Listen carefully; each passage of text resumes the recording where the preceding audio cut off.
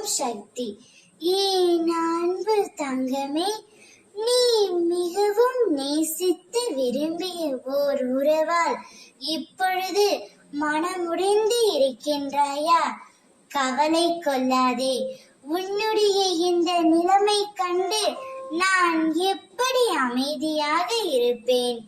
உன்னுடைய கவலைகளையும் கஷ்டங்களையும் தீர்த்து வைப்பது என்னுடைய கடமை அல்லவா? அதனால்தான் உன் மனம் முடித்தவர் நீயே கதி என்று உன்னை தேடி வரும் நேரம் இதோ வந்துவிட்டது. நானே அதை உனக்கு சாதகமாய் உருவாக்கி விட்டேன். இனிமேல் நீ மகிழ்ச்சியாகவும் சந்தோஷமாகவும் இருக்க போகின்றாய் தங்கமே. அனைவரிடத்திலும் நீ அன்பாக பேசு.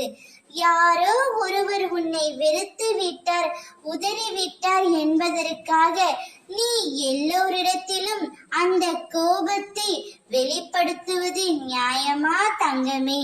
நீ வருத்தப்பட்டு கொண்டிருப்பதால் எதுவுமே மாறாது.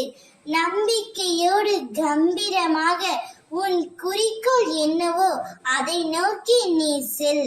நீ அதை அடைய நான் உனக்கு உறுதுணையாக இருப்பேன். இது அம்மாவின் சத்திய வாக்கு.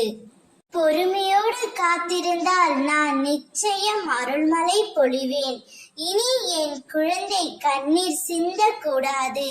உன்னுடைய விருப்பங்கள், ஆசைகள், கனவுகள் அனைத்துமே நிறைவேற போகின்றது. உன் துணையும் நிச்சயம் உன்னிடம் வந்து சேருவார். நீ மகிழ்ச்சியாக இருக்க போகின்றாய். ஓம் சக்தி.